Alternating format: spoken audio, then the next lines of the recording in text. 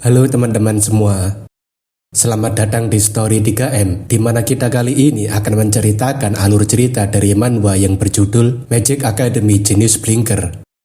Baiklah, tidak perlu berlama lagi, langsung saja kita masuk ke dalam alur ceritanya. Game Either World dirilis 10 tahun lalu sebagai dating simulator yang mengincar para pemain wanita, namun berakhir dengan memiliki lebih banyak pemain laki-laki. Game Either World ini sangat menarik, di mana para player diizinkan untuk memainkan banyak variasi karakter di dalam game.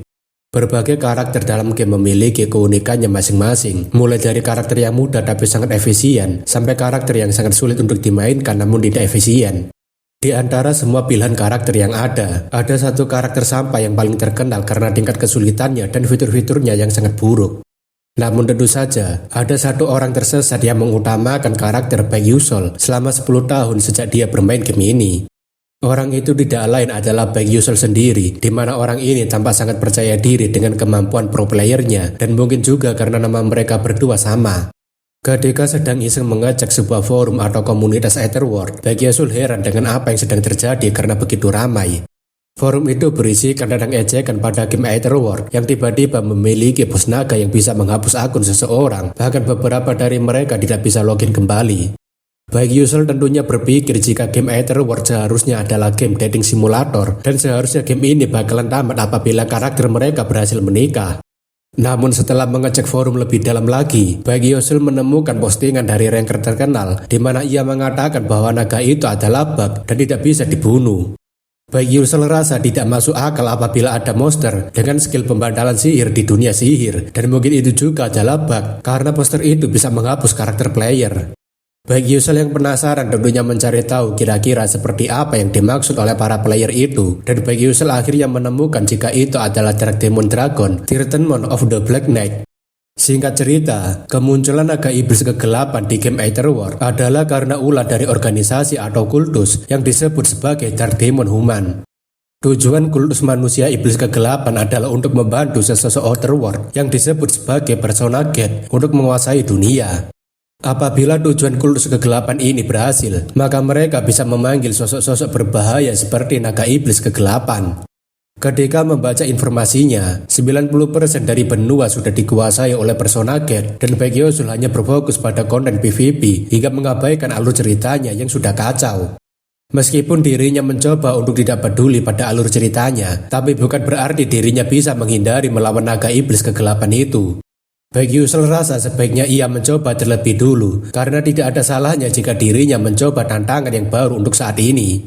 Terlebih lagi, Baek Yusol ingin memamerkan skill yang telah ia asah selama lebih dari 10 tahun terakhir dalam menggunakan karakter yang satu ini.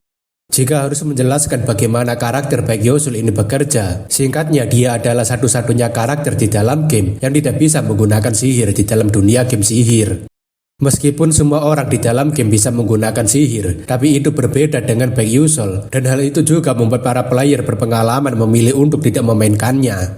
Jika kita bandingkan karakter Baek Yusol dengan karakter ekstra lainnya, maka bisa dikatakan bahwa Baek Yusol adalah karakter paling buruk dari semua pilihan. Meskipun Baek Yusol dikatakan tidak bisa menggunakan sihir sama sekali, namun dia masih bisa menggunakan sedikit sihir. Hanya saja, sihir yang digunakannya sangatlah terbatas, dan bagi Baek Yusol yang sudah bermain selama 10 tahun, tentu hal itu bukanlah masalah. Baek Yusol hanya bisa menggunakan sihir blink, yaitu sihir untuk berpindah tempat secara acak dan untuk menyerang musuh. Dia juga harus berlatih tentang cara menggunakan senjata. Dengan pengalamannya selama 10 tahun hanya dengan menggunakan karakter yang bisa dikatakan cacat, Baek Yusol berhasil mencapai tingkat pemahaman menggunakan karakter secara mendalam. Sihir blink milik Baek Yusol membuatnya mampu untuk berpindah antara 3-10 meter secara acak dengan sangat cepat. Namun karena arahnya acak, jadi jika dia tidak bisa mengendalikan jaraknya dengan baik, dia akan mati seketika karena kecepatan dan benturannya.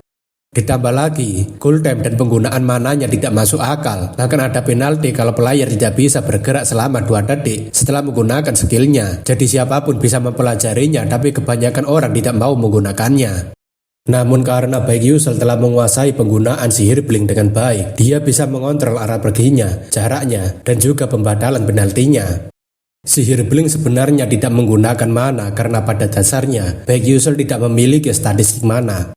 Tidak seperti mantra lain, Blink hanya sekedar kemampuan bergerak, tapi Baek Yusul jadi sangat terobsesi dengan karakter yang satu ini, karena semua karakter lainnya bergantung pada level skillnya. Jadi selama 10 tahun terakhir, Baek Yusul bermain dengan satu-satunya karakter di dalam game yang tidak menggunakan sihir dalam pertarungan. Dengan begitu pula, Baek Yusul bisa melakukan sesuatu yang tidak mungkin bisa dilakukan oleh kebanyakan player, termasuk mengalahkan naga iblis kegelapan yang memiliki pembatalan sihir. Sistem tentunya memberikan ucapan selamat pada Baek Yusul karena telah berhasil mengalahkan naga iblis kegelapan dan menjadi karakter pertama yang berhasil melakukannya. Meskipun Baek Yusul tahu dia akan berhasil, tetapi ia masih tidak menyangka bahwa dirinya bisa membunuh naga iblis kegelapan seorang diri. Biarpun Baek Yusul telah menggunakan item tingkat Ancient Relic dari ujung kepala sampai ujung kakinya, tapi tetap saja karakternya ini adalah karakter sampah. Baek Yusul rasa ini sangat bagus dan sudah waktunya baginya untuk pamer ke forum jika dirinya telah berhasil dalam membunuh naga iblis kegelapan itu. Namun dikala Baek Yusul akan mengirimkan pencapaiannya itu, sebuah sistem tiba-tiba muncul di hadapannya dan memberitahukan jika ada sebuah ending yang salah, jadi 90% Etherworld akan dihancurkan. Baek Yusul tentunya sangat terkejut dengan apa yang sedang terjadi padanya, tapi sistem hanya memberitahu jika Baek Yusul telah mendekati true ending. Sistem meminta pada Baek Yusul untuk mencapai true ending yang sebenarnya, dan Baek Yusul tentunya makin tidak percaya dengan cahaya apa yang sedang melahap dirinya kali ini. Dengan begitu pula, kehidupan Baek Yusul sebagai seorang pro player yang nolep di dalam kamarnya, kini harus masuk ke dalam game Etherworld yang sebenarnya. Di sebuah rumah yang sepi dan hanya seorang diri, Baek Yusul akhirnya terbangun dari pingsannya setelah dikirim ke dunia game yang ia mainkan. Baek Yusul yang masih merasa pusing dan belum paham dengan situasi yang ia alami, tentunya ia bertanya apa yang sebenarnya terjadi. Baek Yusul juga penasaran kenapa dirinya malah berada di rumah hancur seperti ini dan sebenarnya ia sedang berada di mana. Baek Yusul benar-benar merasa aneh dengan situasi yang ia alami saat ini, tapi dirinya sendiri tidak tahu harus bertanya kepada siapa. Tapi setelah melihat adanya cermin, Baek Yusul rasa jika dirinya harus melihat apakah dirinya ini masih sama dengan dirinya yang dulu. Namun tanpa diduga, Baek Yusul sangat terkejut karena ia mendapati dirinya sedang berada di dalam tubuh Baek Yusul yang merupakan karakter di dalam game yang ia mainkan. Tak lama setelah Baek Yusul menyadari jika dirinya masuk sebagai karakter dalam game, sebuah sistem memberikan sebuah misi untuk kabur dari pengejaran. Baek Yusul tentunya masih benar-benar mengingat tentang quest prolog Baek Yusul yang sedang dikejar oleh sekelompok orang. Namun karena Baek Yusul masih belum menerima jika dirinya masuk ke dalam game, tentunya ia ingin mengecek apakah semua ini kenyataan.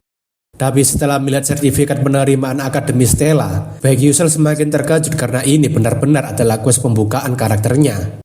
Baek Yusul benar-benar sulit percaya jika dunia ini adalah game Etherworld dan dirinya sekarang harus berperan sebagai Baek Yusul itu sendiri. Namun untuk saat ini, Baek Yusul rasa jika dirinya harus berpikiran logis karena suara itu menyuruhnya untuk meraih true ending. Akan tetapi, selama Baek Yusul bermain game Etherworld, dirinya mengetahui bahwa game ini tidak memiliki satu true ending dan game ini hanya memiliki beberapa ending. Tapi setelah dipikir-pikir lagi, Baek Yusul rasa jika selama 10 tahun terakhir sejak game ini dirilis, belum pernah ada yang mencapai true ending, sehingga masuk akal jika dirinya diminta melakukannya. Baek Yusul tentunya merasa ini sungguh sial jika dirinya memikirkannya kembali. Namun untuk saat ini, itu bukanlah sesuatu yang harus ia khawatirkan sekarang. Jika ingatannya benar, maka setelah Baek Yusul terbangun dari tidurnya, orang-orang yang mengejarnya akan segera masuk ke dalam gubuk. Dan benar saja, beberapa orang sedang sibuk mencari Baek Yusul sudah terlihat di sekitar area gubuk. Terlebih mereka sepertinya adalah seseorang yang cukup pandai bertarung. Baek Yusul tentunya tidak berani bertindak sembarangan karena orang-orang itu sudah berada di dekat sini. Baek Yusul rasa jika dirinya harus bersiap untuk melarikan diri ketika mereka sudah menyadari jika dirinya bersembunyi di sebuah gubuk. Tak lama berselang, seseorang menyadari bahwa ada sebuah gubuk di atas bukit dan ia berteriak jika ada sebuah gubuk yang mencurigakan di atas sana. Pria berambut pirang menyuruh agar mereka segera naik dan mencarinya di dalam gubuk sana karena bocah itu pasti bersembunyi di dalam sana. Baek Yusul tentunya merasa jika situasinya benar-benar sial karena ada batasan sampai dirinya akan tertangkap jika tidak segera melarikan diri. Di samping itu juga, dirinya tidak bisa melawan sekumpulan petarung itu seorang diri dan dirinya benar-benar bingung harus bagaimana. Tentu saja, sistem memberitahu Baek Yusul jika dirinya diperbolehkan untuk menggunakan Blink dan Baek Yusul tentunya terkejut karena dirinya sudah diperbolehkan menggunakan Blink. Dengan tubuhnya yang menderita penyakit mana Lekage Syndrome atau sindrom kebocoran mana, Baek Yusul tidak bisa mengakumulasi mana di dalam tubuhnya. Satu-satunya yang bisa Baek Yusul gunakan adalah sihir Blink, dan dia hanya berpegang pada skill yang ia latih seumur hidupnya itu. Untuk penjelasannya saat ini, skill Blink milik Baek Yusul masih berada di kelas 0, jarak perpindahan maksimal 9 meter, maksimal pengeluaran 1 kali, dan cooldown 3 detik. Baek Yusul tentunya berpikir apakah ia harus mengeluarkan Blink untuk saat ini, sebab dirinya hanya pernah menggunakan Blink ketika dirinya menggunakan keyboard dan mouse. Tapi dikala Baek Yusul sedang berpikir bagaimana dirinya harus kabur menggunakan sihir Blink yang tidak pernah ia gunakan, pasukan pengejaran tampaknya sudah mulai mendekat. Baek Yusul yang mendengar ada suara langkah beberapa orang berlari, tentunya ia jadi sangat terkejut karena para pengejar itu rupanya sudah hampir sampai ke tempatnya. Baek Yusul rasa ini sungguh sial, sebab waktunya sangat terbatas dan dirinya tidak bisa berlama-lama, jadi ia memutuskan untuk mencobanya saja. Pria dengan luka di mukanya menyuruh agar seluruh pasukan segera mencari bocah itu di dalam gubuk. Namun sebelum para pengejar itu masuk ke dalam gubuk, mereka akhirnya melihat Baek Yusul sedang berusaha berlari dari mereka, dan ketua kelompok pengejar itu menyuruh agar mereka segera mengejarnya. Para pengejar itu dengan cepatnya bisa menyusul Baek Yusul, tapi dalam pikirannya, Baek Yusul berpikir jika bagian pertama dari tutorial ini adalah menghindari para pengejar dengan menggunakan sihir Blink. Para pengejar itu sendiri jauh lebih cepat dibandingkan Baek Yusul karena mereka menggunakan Magic Board, jadi satu-satunya cara agar dirinya bisa kabur adalah menggunakan sihir Blink. Namun sebelum dirinya menggunakan Blink, Baek Yusul harus tenang terlebih dulu karena dirinya sudah pernah menggunakan Blink beberapa kali, meskipun itu hanya di dalam game. Terlebih lagi, Baek Yusul sudah paham betul bagaimana timing penggunaannya, dan hal tersebut seperti sudah sangat terukir di dalam pikirannya. Para pengejar itu menyuruh agar Baek Yusul segera berhenti kabur dari mereka karena pelariannya itu tidak ada gunanya. Baek Yusul tentunya makin merasa sangat sial karena para pengejar itu lebih cepat mengejarnya dibandingkan ketika ia sedang bermain game. Kerugian Blink yang utama adalah jika pengguna gagal mengendalikan jaraknya, mereka akan bertabrakan dengan objek di hadapannya dan langsung meninggal seketika. Si ketua kelompok pengejaran yang sudah sangat dekat tentunya langsung melompat sambil bersiap menebaskan pedangnya, dan ia mengatakan agar bocah ini menderita di dalam neraka. Akan tetapi, Baek Yusul yang sudah bertahun-tahun menggunakan karakter cacat ini tentunya percaya jika hasilnya akan berbeda jika dirinya yang menggunakan sihir Blink. Di saat ketua kelompok pengejar menebaskan pedangnya, Baek Yusul langsung menggunakan skill Blink miliknya dan membuatnya terhindar dari serangan mematikan itu. Baek Yusul tentunya terkejut karena ia bisa berhasil menggunakan Blink dengan baik, meskipun ini baru pertama kali ia menggunakannya. Biarpun dirinya hampir tidak percaya, tapi Baek Yusul benar-benar senang karena ia berhasil menggunakan Blink di saat-saat genting seperti tadi. Para pengejar yang melihat bocah itu bisa menggunakan skill Blink tentunya sangat terkejut dan mereka berpikir apakah bocah itu sebenarnya adalah seorang mage. Kedua kelompok pengejaran mengatakan agar mereka tidak bimbang karena setelah seseorang menggunakan Blink, penggunanya selalu lumpuh selama 2 detik dan itu menjadi peluang bagi mereka. Namun berbeda dari omongan orang itu tadi, dia sangat terkejut karena bocah itu masih bisa bergerak dengan bebas dan melanjutkan pelariannya. Para pengejar yang sempat berhenti karena mengira dirinya akan lumpuh untuk beberapa saat, tentunya itu membuat Baek Yusul memiliki kesempatan untuk memperluas jarak dengan mereka. Meskipun ia telah berhasil membuat para pengejar itu lengah, tapi dirinya tetap harus berhati-hati ketika melewati hutan ini. Terlebih lagi, dirinya harus memanfaatkan medan yang tidak rata ini agar menguntungkan baginya dan tidak merugikan dirinya ketika menggunakan skill Blink. Belum lagi, karena para player yang belum bisa mempelajari cara mengendalikan flash stack pertama ini, mereka semua tidak akan bisa beralih ke episode selanjutnya. Pada kenyataannya, 99% player yang memainkan Baek Yusul tidak bisa melewati tutorial ini. Bahkan 1% yang berhasil saja tidak bisa melalui tembok blink distance control dan continuous blinking. Ketua pengejaran yang melihat Baek Yusul bisa menggunakan blink di area yang tidak rata seperti ini, tentunya berpikir jika bocah itu sudah tidak waras dan ingin mati dengan sendirinya. Ketua pengejaran itu kemudian menyuruh agar para penyihir segera maju ke depan dan menyerang bocah itu dari kejauhan ketika dia selesai menggunakan blink. Ketiga orang yang menjadi penyihir tentunya langsung maju dan mempersiapkan sihir mereka untuk menghujani Baek Yusul dari kejauhan. Baek Yusul tentunya merasa ini sangat keterlaluan sebab para pengejar ini menggunakan para penyihir lebih cepat dibandingkan perkiraannya. Baek Yusul memang sudah menebak mereka akan menggunakan para penyihir karena bagian kedua dari tutorial ini adalah menggunakan blink untuk menghindari magic arrow yang dilancarkan ke arahnya. Baik Yusel rasa ini tidak mungkin baginya untuk menghindar, karena ketika memainkan game, dirinya bisa melihat semuanya karena ia berada di depan layar, jadi ia bisa menghindari serangan para penyihir itu. Namun bersamaan dengan itu juga, skill mana Lekage Syndrome telah digunakan, dan itu memicu skill turunannya yaitu Six Sense dan Cognitive Acceleration. Singkatnya, karena penyakit mana Lekage Syndrome itu, Baek Yusel membuat seluruh mananya keluar dari tubuhnya dan membangkitkan indera keenamnya. Dengan bantuan Six Sense dan Cognitive Acceleration, Baek Yusel bisa menghindari semua tembakan panah sihir dari para penyihir itu.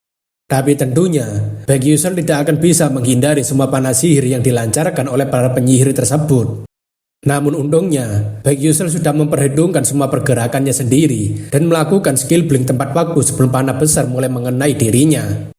Baek Yusel berpikir jika dirinya pasti akan segera mati jika dirinya tidak menggunakan blink tempat waktu seperti tadi. Melihat dari tampak yang ditimbulkannya saja, kita semua tahu bahwa serangan terakhir penyihir itu memiliki ledakan yang sangat kuat. Baek Yusel bersyukur bisa selamat karena dirinya hampir saja tewas setelah berjuang sampai sejauh ini dengan karakter yang hanya bisa menggunakan skill blink.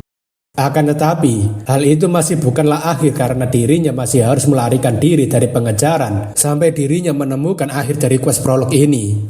Sambil terus berlari, Baek Yusel masih mengingat jika di depan sana adalah bagian terakhir dari quest prolog yang akan membuatnya berhenti dikejar-kejar orang itu. Setelah berlari cukup jauh, Baek Yusel akhirnya telah sampai di bagian ketiga tutorial, di mana ia harus melewati tebing menggunakan skill blink miliknya untuk bisa sampai ke seberang sana. Satu-satunya cara untuk melewati tebing ini adalah dengan mengendalikan jarak blink miliknya dengan sempurna agar bisa mendarat di atas bebatuan yang mengapung di sana. Hanya dengan dirinya bisa melewati tebing ini dan kemudian bertemu dengan seorang penyihir yang lewat untuk kabur bersama mereka adalah akhir dari tutorial ini. Agar dirinya bisa melalui bagian yang satu ini, Baek Yusel harus membatalkan mantra blink miliknya yang terjadi dalam waktu 0,1 detik dengan sempurna. Tapi jika dirinya gagal meskipun sekali, ia akan langsung mati di sini. Jika dihitung, ada sekitar 20 batu besar yang melayang, tapi membatalkan blink dalam waktu 0,1 detik tidak semudah membalikkan telapak tangan. Baek Yusel berpikir, memangnya orang brengsek seperti apa yang membuat sebuah tutorial sesulit ini untuk karakter sampah sepertinya. Akan tetapi, Baek Yusel rasa ini masih bisa dilakukan dengan pengalamannya, namun ada sesuatu yang menjadi masalah besar untuknya saat ini. Masalah itu tidak lain adalah kelompok pengejar yang sudah menyusulnya, dan kedua kelompok mereka menyuruh agar mereka semua segera menyerangnya. Baek Yusel rasa jika tidak mungkin bagi dirinya melewati tebing ini untuk bisa sampai ke seberang ketika orang yang mengejarnya lebih dekat dari apa yang diperkirakannya. Jarak yang dimiliki Baek Yusel dengan kelompok pengejar kurang lebih 100 meter, dan blink miliknya memiliki cooldown 3 detik, jadi waktunya tidak akan cukup jika dirinya mau melewati ngarai ini. Baek Yusel rasa sepertinya cara yang paling mungkin untuk ia gunakan agar bisa terus bertahan hidup dan selamat dari quest tutorial ini hanyalah satu. Baek Yusel sudah tidak ingin berpikir lama-lama dan lebih realistis saja, karena hanya jika dirinya membunuh mereka semua, maka jalannya untuk bisa sampai ke seberang akan semakin meningkat. Setelah memutuskan untuk membunuh para pengejar, Baek Yusel mencari tempat persembunyian terlebih dulu agar dapat menemukan momentum untuk membunuh mereka satu persatu. Baek Yusel berpikir jika dirinya seperti orang gila sungguhan karena ia tidak pernah melakukan hal semacam ini, tapi ia harus melakukannya demi bisa bertahan hidup. Jika ini adalah game, Baek Yusel rasa sistem tidak akan membiarkannya untuk menyerang ataupun membunuh para pengejar itu. Namun karena ini adalah kenyataan, tidak ada aturan yang mengatakan bahwa ia harus mengikuti sistem yang ada di dalam game. Akan tetapi, Baek Yusel merasa jika ia memikirkan tentang membunuh orang lain, hal itu tidak mengganggu pikirannya sama sekali. Alasannya bukan karena para pengejar itu adalah musuh orang tuanya pada ceritanya, tetapi itu hanya karena dirinya berpikir ia harus menang melawan mereka semua. Setelah para pengejar itu mulai mendekat, Baek Yusel secara berani menunjukkan dirinya di hadapan mereka semua, seolah-olah ingin mengejek mereka semua. Para pengejar itu tentunya sangat kesal karena Baek Yusel sampai sekarang ini terus melarikan diri dari mereka, dan kali ini mereka tidak akan membiarkannya kabur. Ketua tim pengejar tentunya menyuruh agar mereka semua segera menangkap berdebak itu dan membawakannya padanya, dan kelompok itu tentunya langsung berlari mendatangi Baek Yusel. Melihat bagaimana para pengejar itu langsung mendatangi dirinya, Baek Yusel tampaknya sudah bersiap untuk mengatasi situasi yang baru pertama kali ia hadapi. Pria dengan tombak dengan percaya dirinya berpikir jika bocah ini sangatlah bodoh karena mau melawan mereka semua seorang diri dan riwayatnya pasti akan langsung habis. Namun tentu saja, Baek Yusul sudah mendapatkan jarak antara dirinya dengan pria bertombak itu, dan dia langsung menggunakan blink dengan jarak 8,7 meter. Pria bertombak tentunya sangat terkejut karena Baek Yusul tiba-tiba menggunakan skill blink di hadapannya tanpa sedikit keraguan. Kedua tim pengejar juga ikutan terkejut karena bocah itu dengan beraninya menggunakan skill blink untuk mengejutkan anak buahnya. Yang lebih mengejutkannya lagi, bukan hanya Baek Yusul menggunakan skill blink untuk berpindah di hadapan anak buahnya, tetapi dia memanfaatkan momen itu untuk membunuhnya seketika. Dengan serangan mendadak seperti itu, pria bertombak tentunya tidak bisa menghindari serangan fatal yang dilakukan oleh Baek Yusul. Baek Yusul berpikir jika cipratan darah segar yang mengalir ke bawah melalui mukanya benar-benar nyata. Meskipun begitu, dirinya tidak merasa bersalah sedikit pun karena ia melakukannya hanya untuk bisa bertahan hidup. Baek Yusul rasa pertarungan nyata seperti ini benar-benar berbeda rasanya jika dibandingkan dengan dirinya yang hanya sekadar menggerakkan mouse dan keyboard. Baek Yusul berpikir untuk menjatuhkan lawannya hanya dengan satu gerakan yang langsung mengenai titik vital mereka, dan ia harus menghemat tenaganya juga. Setelah mengalahkan pria bertombak itu, Baek Yusul langsung mendorong mayat pria itu ke arah kelompok pengejar. Kelompok pengejar tentunya semakin marah karena bocah itu menggunakan trik licik untuk mengalahkan anggotanya. Namun tentu saja, tidak mungkin bagi Baek Yusul untuk mengalahkan mereka secara langsung, jadi dia memilih untuk kabur dan mengalahkan mereka satu persatu. Para pengejar itu masih terus mencoba untuk melakukan pengejaran pada Baek Yusul, tapi Baek Yusul sendiri tidak ingin berdiam diri saja dan ditangkap dengan mudah. Baek Yusul sudah berencana untuk menghadapi mereka semua satu persatu, tapi serangan seperti tadi tidak akan bisa bekerja dua kali pada mereka, karena mereka pasti sudah bersiap. Namun dikala Baek Yusul sedang memikirkan cara yang akan ia gunakan, ia jadinya curiga kenapa suasananya jadi sangat sepi. Tapi rupanya, para pengejar itu sudah menunggu Baek Yusul dari arah yang berbeda, dan mereka sepertinya sedang bersiap untuk mengularkan serangan. Baek Yusul tak menyangka jika mereka akan menggunakan sihir lagi, tapi dirinya yakin masih bisa menghindari sihir dari mereka. Kedua tim pengejar kemudian menyuruh agar si penyihir segera mengeluarkan sihir bola apinya ke arah bocah itu supaya dia langsung terbakar hangus. Penyihir itu tentunya langsung merapalkan mantra sihir bola api untuk diarahkan kepada Baek Yusul yang sedang melarikan diri. Serangan bola api yang dikeluarkan oleh penyihir itu tampaknya benar-benar sangat kuat, bahkan Baek Yusul sangat terkejut dengan ukurannya. Terlebih lagi, serangan bola api yang keluar tidak hanya satu, melainkan itu adalah serangan bola api yang berbentuk seperti hujan meteor. Baek Yusul tentunya merasa sungguh sial karena jangkauan serangannya terlalu luas untuk dihindari dengan cara biasa. Namun melihat di sebelah sana ada sebuah ranting, Baek Yusul langsung berpikir untuk melakukan blink ke arah ranting itu. Dalam sekejap, Baek Yusul langsung menggunakan skill blink miliknya untuk menghindari serangan bola api penyihir itu yang memiliki ledakan yang sangat kuat. Pria berambut kuning yang melihat dampak serangannya yang begitu kuat, tentunya ia yakin bahwa Baek Yusul sudah pasti akan mati. Pria berambut kuning mengatakan jika kematian mengentaskan seperti ini adalah sesuatu yang pantas untuk dia dapatkan karena banyak tingkat di hadapan mereka. Namun setelah melihat bekas ledakannya, pria berambut kuning tentunya terkejut dan bertanya kenapa mayatnya tidak ada. Tentu saja, mayat Baek Yusul tidak akan pernah ditemukan karena orang itu masih hidup dan akan memberikan serangan kejutan dari atasnya. Pria berambut kuning tentunya terkejut karena bocah itu masih bisa selamat dan sekarang sedang mencoba untuk memberikan serangannya.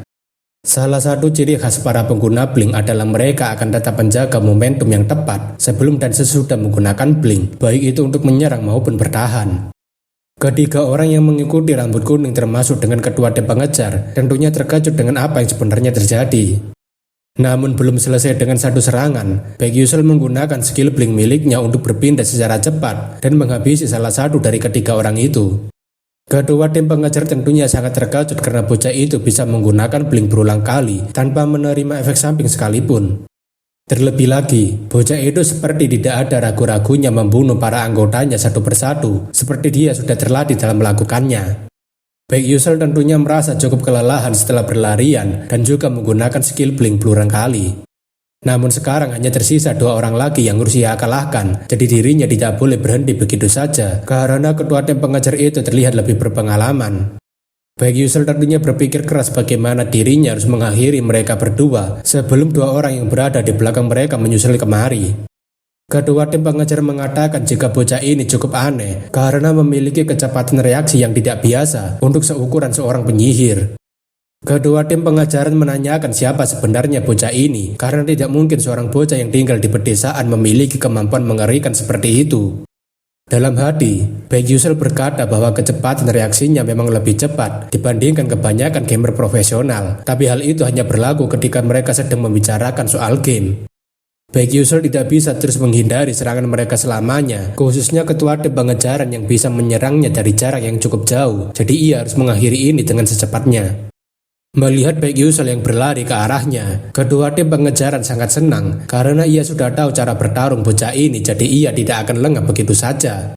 Kedua tim pengejaran berpikir jika bocah ini hanya bisa menggunakan sihir beling dan sebuah dagger untuk menyerang. Selama dirinya bisa melindungi wajahnya dan juga lehernya, kedua tim pengejaran sangat yakin jika dagger itu tidak akan pernah bisa melukainya. Jarak antara kedua tim pengejar dan juga Baek Yusel kini sudah semakin mendekat, dan ini sudah waktunya bagi Baek Yusel untuk menggunakan skill blink miliknya. Kedua tim pengejar berteriak supaya bocah sialan segera maju ke hadapannya, dan ia akan menyambutnya dengan gelombang es miliknya. Baek Yusel tentunya sudah bersiap untuk menggunakan skill blink miliknya, karena hanya dengan kesempatan ini, ia bisa mengurangi jumlah pengejarnya. Bersamaan ketika Baek Yusel sudah mengaktifkan blinknya, kedua tim pengejaran langsung mengeluarkan tebasan gelombang es miliknya.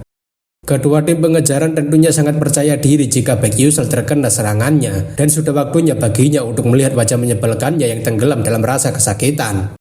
Namun ternyata, apa yang diharapkan kedua tim pengejaran tidak sesuai, sebab Baek Yusel menggunakan skill blink miliknya untuk berpindah ke salah satu anggotanya yang sedang menunggunya. Kedua tim pengejaran tidak menyangka jika bocah itu akan mengincar anggotanya ketika mata mereka berdua sedang bertatapan satu sama lain. Kedua tim pengejaran mengatakan jika dia adalah bocah paling brengsek karena sebelumnya dia terus-terusan kabur seperti tikus yang tidak tahu cara bertarung. Baek Yusel mengatakan jika memang sebelumnya ia berusaha melarikan diri dari mereka karena tidak mungkin untuk melawan mereka semua. Tapi sekarang ia berterima kasih sebab ketua pengejaran membuatnya merasa lebih baik dan memutuskan untuk membuat rencana menghabisi anggotanya satu persatu seperti ini. Kedua tim pengejaran yang sangat marah tentunya mengatakan agar bocah sialan tidak pernah berharap untuk bisa selamat hanya karena teman-temannya tidak bisa menangkapnya. Kedua tim pengejaran mengatakan jika ia pasti akan membunuhnya secara perlahan sampai amarahnya mereda dan akan membuatnya merasakan penderitaan di neraka. Setelah mengambil tombak yang dibawa anggota yang dibunuhnya tadi, Baek Yusel sekarang tampaknya akan mencoba untuk serius melawan kedua tim pengejar. Tentu saja, Baek Yusel tidak akan sebodoh itu untuk menyerang langsung karena ia akan membuat celah dengan melemparkan tombaknya. Kedua tim pengejar berpikir jika bocah ini menggunakan blink secara berhadapan seperti ini, memiliki resiko terkena serangan balik secara langsung. Kedua tim tentunya tahu bahwa bocah ini berusaha memancingnya agar melindungi bagian depan dengan melemparkan tombaknya lalu menyerangnya dari samping. Jadi ia tidak akan membiarkan semua berjalan seperti apa yang dia inginkan. Karena ia sudah berhasil menghalangi serangannya, jadi sudah waktunya baginya untuk memberikan serangan kejutan pada bocah itu yang berpindah ke sampingnya. Namun sayangnya, apa yang dipikirkan oleh kedua tim pengejar tidaklah tepat karena Baek Yusel sekarang rupanya tidak berada di sampingnya. Kedua tim pengejaran berpikir yang benar saja, apakah dia sejak awal memang berencana menyerangnya dari depan. Akan tetapi, kedua tim yang telat menyadari harus terkena serangan telak dari Baek Yusel yang telah menusukkan daggernya tepat di arah jantungnya. Karena telah berhasil mengembangkan alur cerita dengan cara yang unik, Baek Yusel diberikan XP tambahan oleh Constellation Project. Baek Yusel tentunya lega karena dirinya berhasil melewati tantangan kali ini, meskipun dirinya juga harus merasakan kelelahan yang luar biasa. Namun meskipun dirinya merasa lega ini semua hampir berakhir, tetapi ia masih tidak menyangka bahwa dirinya bisa melakukan semua ini. Baek Yusel benar-benar tak habis pikir jika semua yang dirinya lewati ini adalah sebuah kenyataan dan dirinya masih tidak terbangun dari mimpinya setelah melakukan semua ini. Semua hal yang ia lakukan barusan adalah sesuatu yang pertama kali ia lakukan, dimulai dari menggunakan blink, pertempuran, dan juga membunuh seseorang. Baek Yusel sebenarnya masih tidak ingin mempercayai semua ini, namun jika itu adalah cara agar dirinya bisa terus bertahan hidup, maka dirinya tidak punya pilihan lain. Baek Yusel sadar bahwa dirinya membunuh seseorang untuk bertahan hidup, tetapi ia ingin agar kedepannya tidak ada terjadi sesuatu yang merepotkan seperti ini lagi. Setelah beristirahat beberapa saat, Baek Yusel akhirnya berdiri lagi dan bersiap untuk melakukan ujian terakhir dalam quest prolognya. Baik Yusel rasa jika sekarang adalah waktunya untuk pergi dari tempat ini dan melanjutkan alur ceritanya sebagai karakter sampingan yang tidak berguna. Akan tetapi, sebelum Baek Yusel pergi, dirinya mengingat sesuatu yang seharusnya tidak boleh ia lupakan sebelum melanjutkan questnya. Baek Yusel yakin jika orang itu pasti memiliki sesuatu yang akan membantunya selama berada di akademi nantinya. Namun, Baek Yusel masih sedikit ragu apakah dirinya masih harus mengambil barang itu dari mereka atau tidak. Baek Yusel rasa sebaiknya dirinya tidak perlu memikirkan hal tidak berguna seperti itu karena dirinya harus lebih realistis sebab dunia ini juga membutuhkan uang. Untungnya, kedua tim pengejaran itu membawa sekitar 2 juta kredit atau sekitar 2 juta won dan seharusnya itu sudah cukup untuk hidup sederhana di dalam akademi bergengsi. Setelah mendapatkan cukup banyak uang saku untuk perjalanannya, sepertinya tugas terakhir yang harus ia lakukan adalah menyeberangi tebing ini. Baek Yusel sebenarnya agak ragu apakah dirinya bisa dengan tepat melakukannya, tapi ia rasa lebih baik ia mempercayai kemampuannya yang sudah menggunakan blink lebih dari 10 tahun. Ketika Baek Yusel sedang mempersiapkan diri untuk melompat menggunakan blink, seseorang dari arah seberang berteriak padanya. Orang-orang itu berteriak apakah di sana ada seseorang dan apakah dia mau ikut bersama mereka untuk pergi, dan Baek Yusel tentunya sadar jika itu adalah akhir dari questnya. Apabila Baek Yusel berhasil melewati tebing ini, maka dirinya telah menyelesaikan quest tutorialnya dan akan pergi bersama dengan kelompok penyihir itu. Baek Yusel tentunya berteriak jika dirinya ingin ikut bersama dengan mereka, tetapi kelompok penyihir itu menanyakan bagaimana dia akan menyeberang ketika tidak ada jembatan, dan Baek Yusel mengatakan ia memiliki caranya sendiri. Pria berambut merah mengatakan jika mereka akan menunggu terlebih dulu karena orang di seberang sana akan mendatangi mereka. Pria berambut hijau menanyakan bukankah untuk menyeberangi tebing, setidaknya dia haruslah seorang kesatria kelas 3 dan apakah bocah itu bisa melakukannya, tapi pria berambut merah sendiri tidak yakin. Namun ketika melihat Baek Yusel yang menggunakan sihir untuk berpindah satu lokasi ke lokasi lainnya dengan akurat, pria berambut merah tentunya sangat terkejut. Pria berambut merah tentunya menanyakan bagaimana orang itu bisa melakukannya, tapi pria berambut hijau sendiri tidak tahu. Baek Yusel dengan percaya dirinya terus fokus untuk berpindah antara satu batu ke batu lainnya dengan menggunakan skill blink. Kelompok penyihir itu tentunya takjub sambil bertanya, memangnya sihir jenis apa itu dan apakah itu adalah sejenis sihir tipe melompat karena orang itu seperti sangat ahli melakukannya. Di antara kelompok penyihir itu, seorang wanita berambut biru mengatakan jika itu adalah sihir blink karena tidak ada sihir tipe melompat yang berbentuk seperti itu. Pria berambut merah tentunya agak kebingungan karena sihir blink yang ia ketahui tidaklah seperti itu. Pria berambut merah mengatakan bukankah sihir blink tidak bisa dikendalikan arahnya dan jaraknya juga sangat acak. Tapi melihat bocah itu bisa menggunakan skill blink dengan begitu bebas, para kelompok penyihir itu tentunya semakin penasaran kenapa bocah itu bisa melakukannya. Tapi ketika melihat adanya 2 orang lagi yang datang, pria berambut merah bertanya apakah 2 orang yang menyusulnya itu adalah teman yang ikut pergi bersamanya. Tapi sayangnya, apa yang dipikirkan oleh pria berambut merah adalah kebalikannya, karena pria yang datang terlambat itu malah menyiapkan sihir penyerangan. Pengejar itu tanpa berbasa-basi langsung mengeluarkan sihir semburan api, dan para kelompok penyihir tentunya memperingatkan agar Baek Yusel segera menghindar. Baek Yusel tentunya merasa sungguh sial karena sihir itu langsung mengarah padanya ketika ia ingin istirahat sebentar. Tapi karena Baek Yusel tidak ingin mati, dia langsung menggunakan skill blink dan berpindah ke arah batu yang berada cukup dekat dengannya. Baek Yusel benar-benar lupa jika masih ada beberapa penyihir yang tidak ikut bersama dengan ketua tim pengejar dan sekarang mereka sudah menyusulnya. Baek Yusel rasa ini sangat berbahaya karena dirinya dalam posisi yang tidak menguntungkan. Belum lagi, cooldown skill blink adalah 3 detik dan menghindari semua magic dengan itu tidak akan bisa dilakukan. Satu-satunya cara agar dirinya bisa lolos dari mereka adalah dengan mencari batu melayang berikutnya yang bekerja sebagai pijakan kakinya. Namun sepertinya, Baek Yusel akan sangat kerepotan karena pengejar itu sudah mengeluarkan sihir penyerangan selanjutnya. Hanya dengan sekali tembakan laser sihir, Baek Yusel hampir saja kehilangan nyawanya jika tidak bisa menghindari serangan tersebut. Baek Yusel rasa kesulitan ini semakin bertambah karena ini bukanlah dunia game, melainkan ini adalah dunia kenyataan. Biarpun Baek Yusel telah berhasil selamat dari serangan itu, tetapi batu melayang yang dipijakinya malah hancur dan itu membuatnya harus terjatuh tanpa sempat menggunakan blink. Baek Yusel sangat kepanikan karena ia malah terjatuh setelah menghindari serangan penyihir itu dan cooldown skill blink miliknya masih belum selesai. Baek Yusel rasa ini sungguh sial sebab semua batu melayang itu berada jauh darinya dan ia tidak akan bisa mencapainya dengan jarak blink. Baik Yusel berharap ada salah satu batu melayang yang bisa berada cukup dekat dengannya agar ia bisa meraihnya dan selamat setelah jatuh. Setelah cooldown skill blink telah selesai, Baik Yusel langsung menggunakan skill blink untuk berpindah ke salah satu batu melayang yang berada cukup dekat dengannya. Untungnya, meskipun Baik Yusel tidak bisa mendarat dengan sempurna, akan tetapi hal seperti ini lebih baik dibandingkan ia harus terjatuh sampai ke dasar jurang.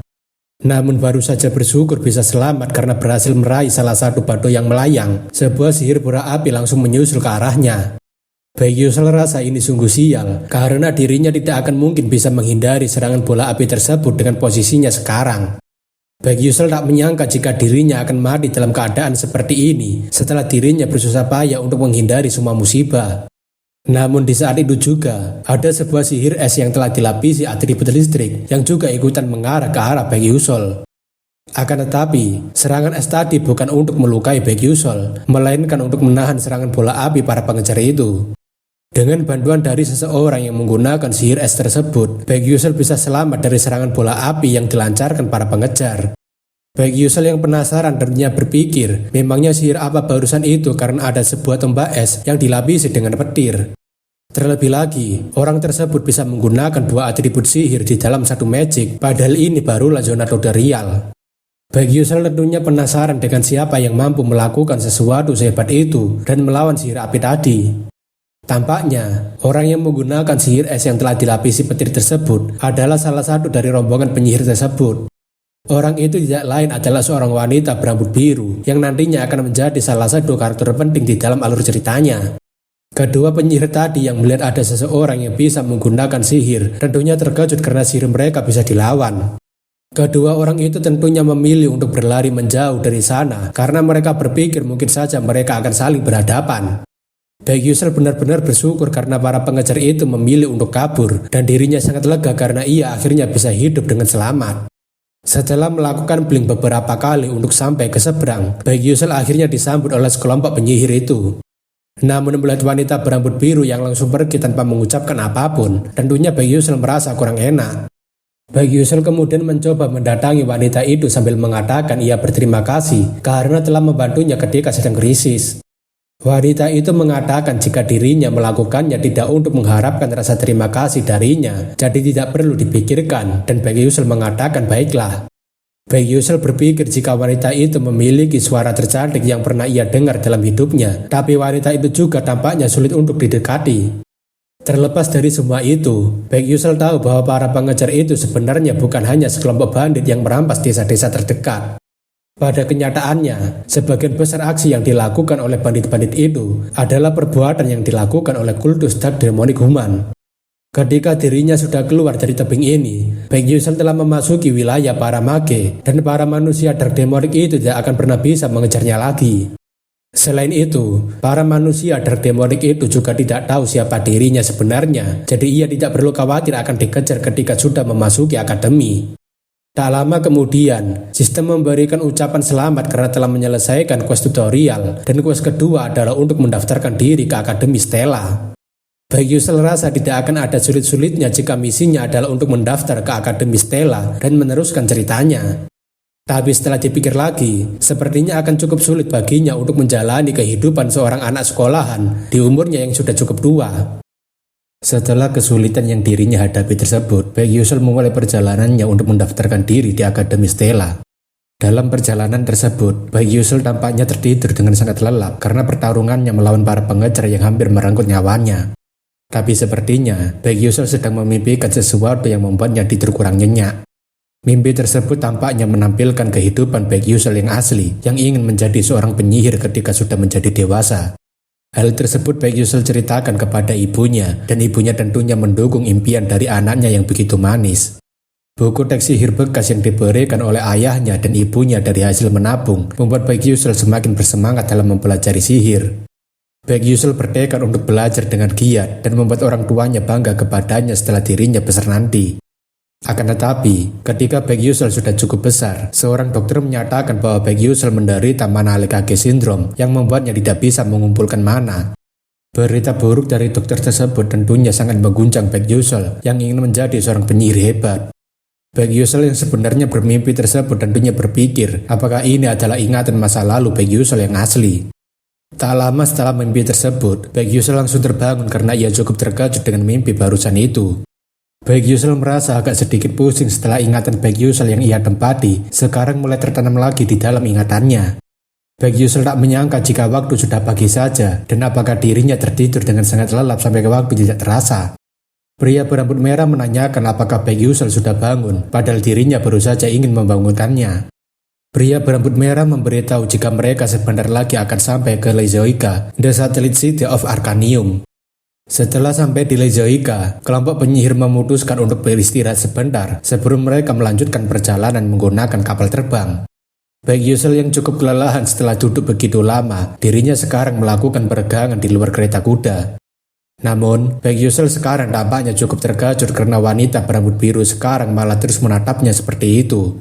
Baek Yusul tentunya penasaran apa yang sebenarnya wanita berambut biru ini ingin bicarakan dengannya. Tapi tak lama, wanita berambut biru itu langsung memalingkan wajahnya dan tidak mengatakan apapun padanya. Baek Yusul rasa jika dia sangat cuek sekali, tapi untungnya situasi baik-baik saja, padahal dirinya tadi cukup khawatir.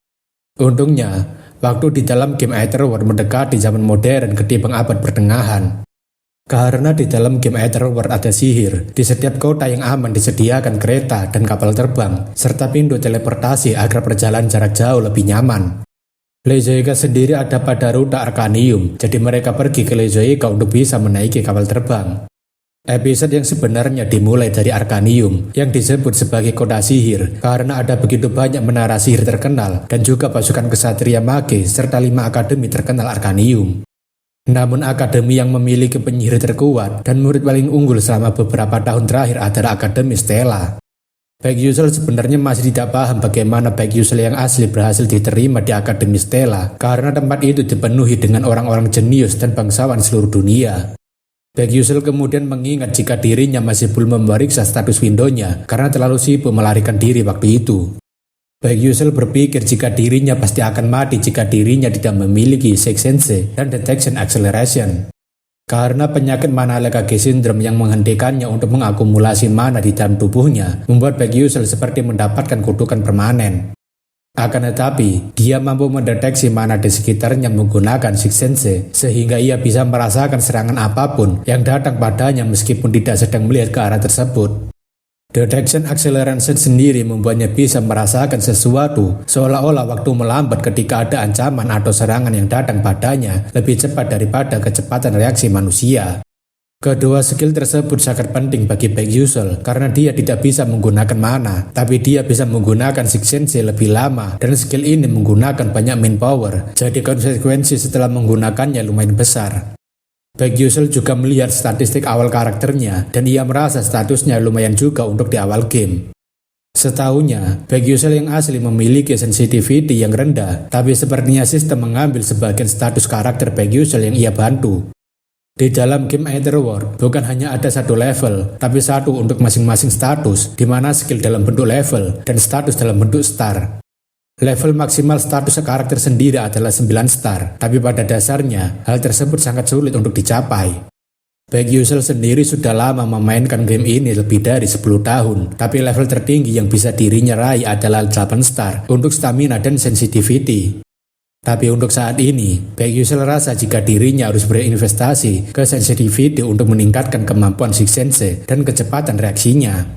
Karena Baek Yusul sudah bermain lebih dari 10 tahun, dirinya tahu cara meningkatkan stamina dan fleksibilitas melalui cara lain. Tapi masalahnya sekarang adalah mana Lekage Syndrome miliknya. Kalau dirinya tidak bisa melatih ini, Baek Yusul tidak akan bisa bertahan lama, jadi ia harus mengupgrade menjadi rahasia fisik alami secepat mungkin. Cara untuk memperkuat mana Lekage Syndrome ada di dalam Akademi Stella, jadi ia tidak punya pilihan lain selain masuk ke sana jika dirinya ingin menyelamatkan dunia yang kiamat dan menyembuhkan penyakitnya. Baek Yusul sebenarnya tidak ingin pergi, tapi ia berharap agar dirinya mendapatkan sesuatu yang bagus untuk membantunya. Tapi ketika melihat pesan, ada sebuah pemberitahuan yang belum dibaca oleh Baek Yusul. Namun sebelum Baek Yusul akan membaca pesannya, pria berambut merah mengajak Baek Yusul untuk segera pergi dan Baek Yusul mengiyakan. Baek Yusul rasa jika dirinya akan memeriksanya nanti saja sebab sudah waktunya untuk berangkat. Tampaknya juga wanita berambut biru masih memperhatikan Baek Yusul dari kejauhan, tapi dia tidak mengatakan apapun. Setelah menunggu beberapa saat, Baek Yusel akhirnya telah berangkat ke Arkanium menggunakan kapal terbang bersama dengan para penumpang lainnya. Operator memberitahu agar para penumpang memasuki tempat yang aman agar tidak terjadi kecelakaan yang tidak diinginkan. Para bocah bangsawan yang melihat Baek Yusel mengatakan sepertinya bocah itu sedang tersesat karena belum pernah menaiki kapal terbang. Mereka mengatakan jika bocah itu pasti orang desa, bahkan mereka merasa heran kenapa Akademi Stella membiarkan orang desa masuk ke akademi bergengsi. Para bocah bangsawan itu menghina Baek Yusel dengan mengatakan seharusnya Akademi Stella yang paling terkenal merekrut murid berbakat dan bukan orang rendahan yang memperkeruh nama baiknya. Baek Yusel tentunya melihat ke arah bocah itu yang sedang menghinanya di depan matanya sendiri. Namun dibandingkan menjawab orang-orang idiot itu, Baek Yusel lebih memilih menghela nafas saja karena tidak ada gunanya berdebat dengan orang-orang seperti itu. Bocah itu tentunya sambil marah menanyakan apakah orang kampungan itu baru saja menghela nafas padanya. Tapi Baek Yusel sudah tidak peduli karena kemanapun ia pergi, pasti selalu ada bangsawan yang menyebalkan. Bocah itu tentunya sangat marah karena dirinya dicuekin sampai kedua kalinya setelah memanggilnya berulang kali. Bocah itu masih menyuruh agar Baek Yusel segera berhenti, tapi sepertinya orang-orang mulai teralihkan dengan seseorang. Bocah itu tentunya penasaran apa yang sedang terjadi karena semua orang tiba-tiba berisik sekali, padahal dia sendiri yang berisik. Baek Yusel tentunya juga penasaran kenapa semua orang tiba-tiba membicarakan orang lain dibandingkan orang kampung sepertinya. Rupanya, orang yang sedang dibicarakan itu adalah putri kerajaan Adolebit, yaitu Hong Byeon Adolebit. Semua orang tentunya memperhatikan Byeon karena dia adalah putri kerajaan dan dia memiliki bakat yang luar biasa dalam hal sihir. Bocah sombong tadi tentunya langsung bersikap sopan layaknya bangsawan yang ingin menjilat sebaik mungkin pada keluarga kerajaan. Byeon tentunya hanya melihat bocah sombong tadi dengan tatapan yang merendahkannya dan membuat bocah itu jadi gugup sendiri. Tanpa mengucapkan sepatah kata pun, Byeon langsung meninggalkan bocah sombong itu seperti Baek Yusel mencuekannya. Sudah jelas-jelas jadi karakter sampingan malah mau menyombongkan diri. Ya sudah, rasain kena imbasnya dicuekin sama yang lebih berpangkat. Baek Yusel tentunya tahu jika Hong Byeon sebenarnya adalah seorang villain di dalam game Aetherworld ini dan dia adalah salah satu karakter utama dalam game Aetherworld. Dalam cerita gamenya, Hong Byeon dan pemeran utama wanita selalu beradu argumen. Entah rute apapun yang dipilih oleh para player, pada akhirnya Hong Byeon akan mati. Bahkan di beberapa ending, Hong Byeon dibunuh secara brutal dan di ending yang lainnya, dia dibully oleh seluruh murid akademi sebelum akhirnya dikeluarkan dari Akademi Stella. Ada juga saat di mana Hong Byeon harus melalui sesuatu yang sangat memalukan sehingga dirinya tidak pernah muncul lagi di hadapan publik. Entah kenapa, tetapi cerita di seluruh ending game Aetherworld, developer seperti seseorang yang memiliki kebencian tersendiri dan ingin membuat Byeon menderita. Baek Yusel pernah mendengar jika Hong Byeon sangat populer di antara player laki-laki dan ternyata dia memang secantik itu. Namun untuk sekarang ini, Baek Yusel merasa cukup kelaparan jadi dirinya harus memakan sesuatu di kantin terlebih dulu. Namun setelah melihat harga makanan yang terjual di kantin kapal terbang, Baek Yusel jadinya tidak nafsu makan karena harganya yang kelewatan batas. Baek Yusel berpikir kenapa makanan di kantin ini sangat mahal sekali dan apakah dirinya harus makan ketika dirinya sudah sampai di Arkanium saja. Tak lama kemudian, operator mengumumkan pada semua penumpang bahwa mereka akan segera sampai di Arkanium dalam waktu 10 menit lagi. Para penumpang dipersilahkan untuk menuju ke lantai pertama karena mereka semua harus bersiap untuk segera turun dalam waktu 10 menit lagi. Baek Yusel berpikir apakah akhirnya cerita utamanya akan segera dimulai dan dirinya harus masuk ke sekolah di usianya yang sekarang. Namun entah apapun itu, Baek Yusel rasa sekarang adalah realita yang harus ia lakukan, jadi sudah seharusnya ia melakukannya dengan benar untuk mencapai true ending yang sebenarnya. Setelah menaiki kapal terbang, Baek Yusel akhirnya telah sampai di Arkanium, namun tampaknya dia masih memikirkan banyak hal. Baek Yusel sebenarnya senang karena ia berhasil mengatasinya, tapi dirinya tidak tahu apakah dirinya bisa berhasil bertahan di Akademi Stella. Baek Yusel juga masih ragu apakah dirinya bisa bertahan di game Aetherworld karena dirinya sendiri masih tidak menyangka akan masuk ke dalam dunia game. Namun jika diingat-ingat, Baek Yusel rasa jika dirinya masih belum memeriksa pesan yang ia dapatkan sebelum sampai di sini. Setelah membuka pesan tersebut, Baek Yusel mendapatkan hadiah dari Constellation Project, di mana ia bisa memilih antara versi rendah item yang ia gunakan di dalam game atau versi rendah dari skill di dalam game atau XP. Baek Yusel cukup lega karena sistem tampaknya masih memiliki etika komersial, jadi sebaiknya ia memilih pilihan yang tepat. Baik Yusel berpikir apakah dirinya bisa mengambil Returning Light atau Price of the Light, tapi sistem memberitahu bahwa item tersebut memiliki grade terlalu tinggi, jadi akan diturunkan grade-nya. Baik Yusel kemudian mencoba skill Hyperspace Blink, tapi sistem memberitahu jika versi tersebut terlalu tinggi dan tidak bisa diperoleh, namun sistem menyarankan agar hadiahnya digunakan untuk meningkatkan sedikit skill Blink. Baik Yusel menanyakan apakah skillnya memang harus diturunkan, dan sistem memberitahu karena kurangnya naratif power karakter, mereka tidak dapat memanifestasikan sepenuhnya. Baik Yusel menanyakan apa maksudnya, dan sistem memberitahu jika daya menyadar kemajuan cerita disebut sebagai naratif power, dan hal tersebut dapat diperoleh dengan mengembangkan cerita, seperti ketika Baik Yusel membunuh para pengejar. Baik Yusel menanyakan apakah intinya sistem tidak bisa menyediakan item late game karena dirinya masih pemula, tapi sistem tidak menjawabnya. Baik Yusel menanyakan bagaimana dengan kacamata bulbul, dan sistem mengatakan jika mereka bisa menyediakan barang tersebut, dan Baik Yusel langsung mengambil kacamata tersebut. Baik Yusel tak pernah berpikir hari di mana ia memakai benda ini akan datang, karena kacamata bulbul adalah sebuah item yang berisi seluruh informasi yang telah ia kumpulkan saat bermain game. Di dalam game Aetherworld, mengingat dan membaca informasi terkait monster yang sudah diburu, ataupun pengetahuan yang sudah diperoleh itu mustahil. Alhasil, kebanyakan para player mengembangkan berbagai item untuk menyimpan informasi dengan cara mereka sendiri, termasuk dirinya.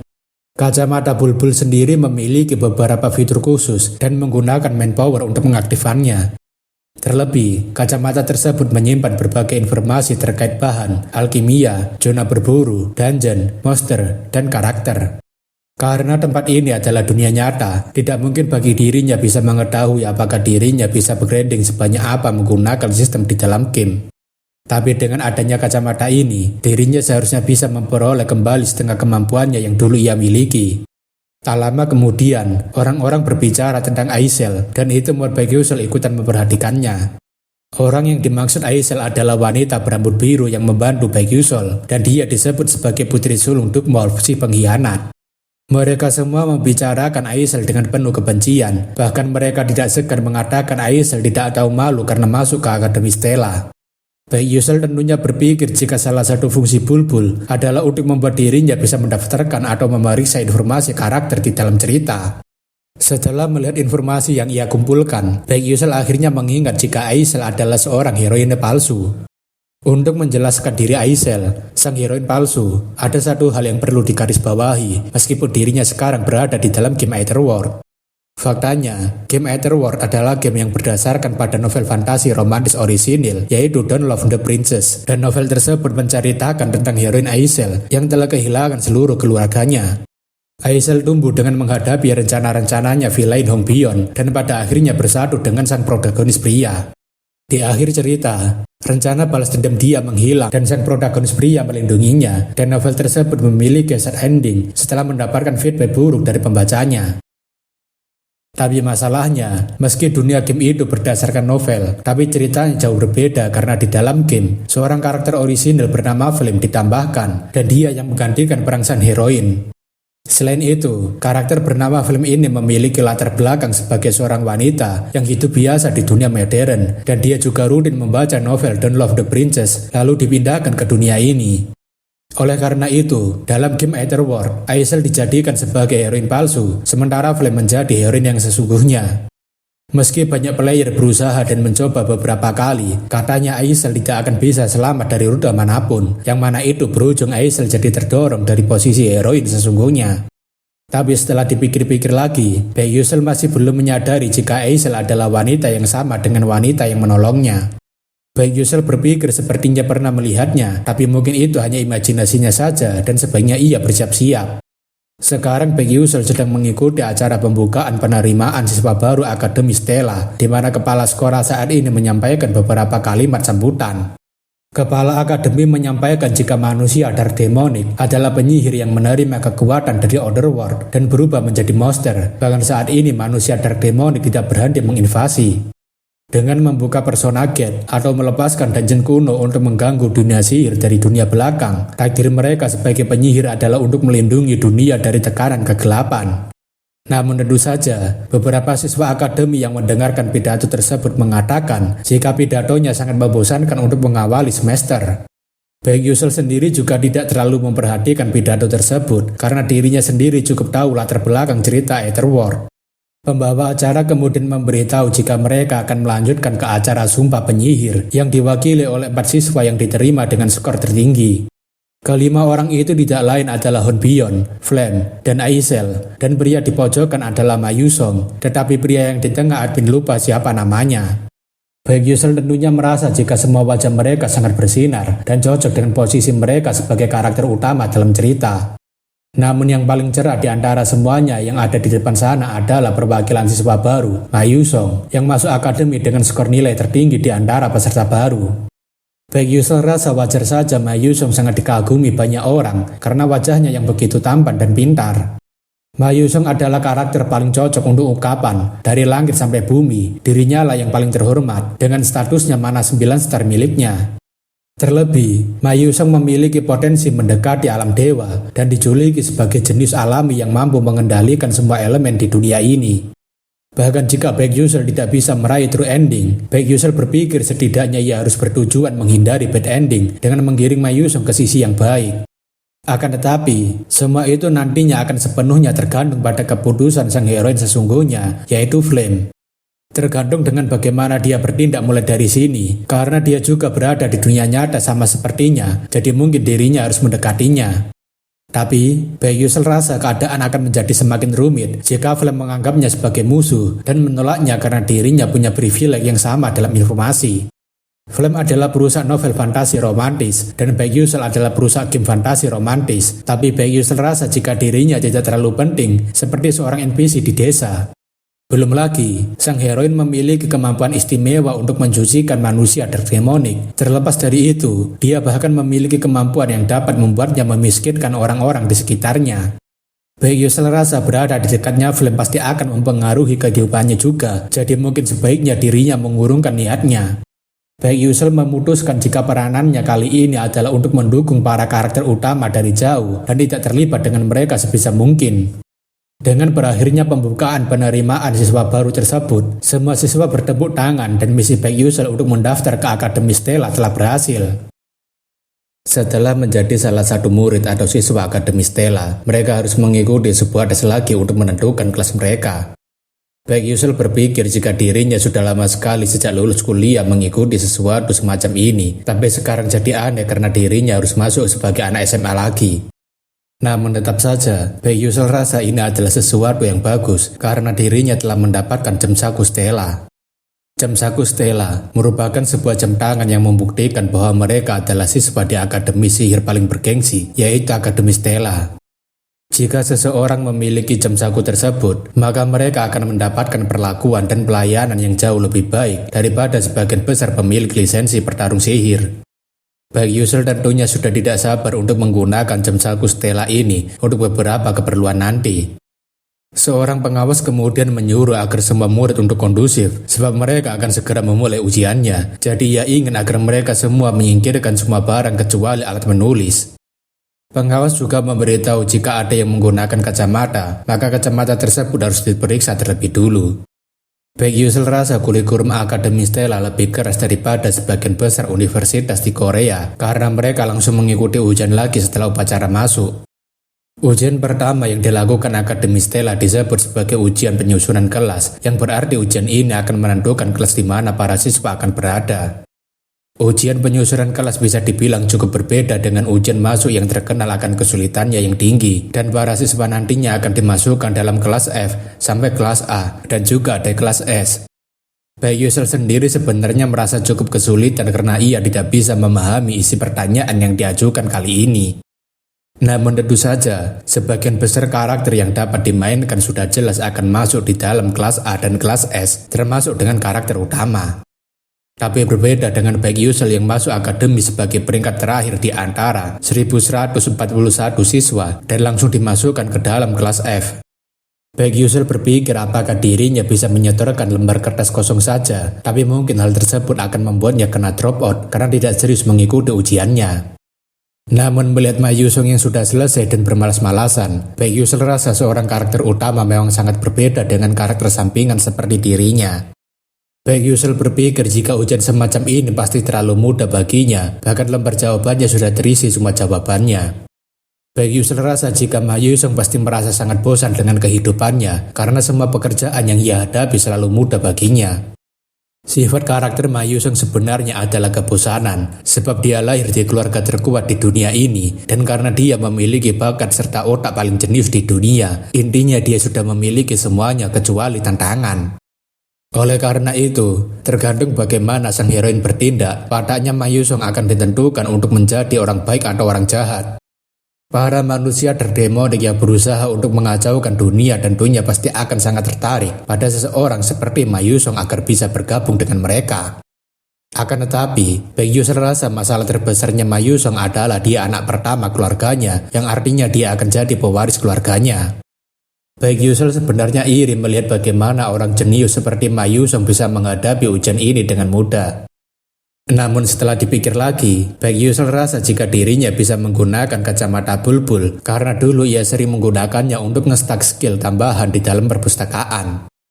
Meskipun dirinya merasa tidak yakin apakah ia bisa mencoba untuk mencontek, tapi Baek Yusel rasa tidak ada salahnya untuk mencoba. Tapi sebelum Baek Yusel memakai kacamatanya, pengawas tiba-tiba muncul sambil menanyakan kacamata apa itu, sebab dirinya sudah memberitahu jika kacamata harus diperiksa terlebih dulu. Baek Yusel benar-benar lupa jika pengawas akan memeriksa semua kacamata peserta, dan dirinya tidak menduga bahwa nantinya ia akan memakai kacamata bulbul.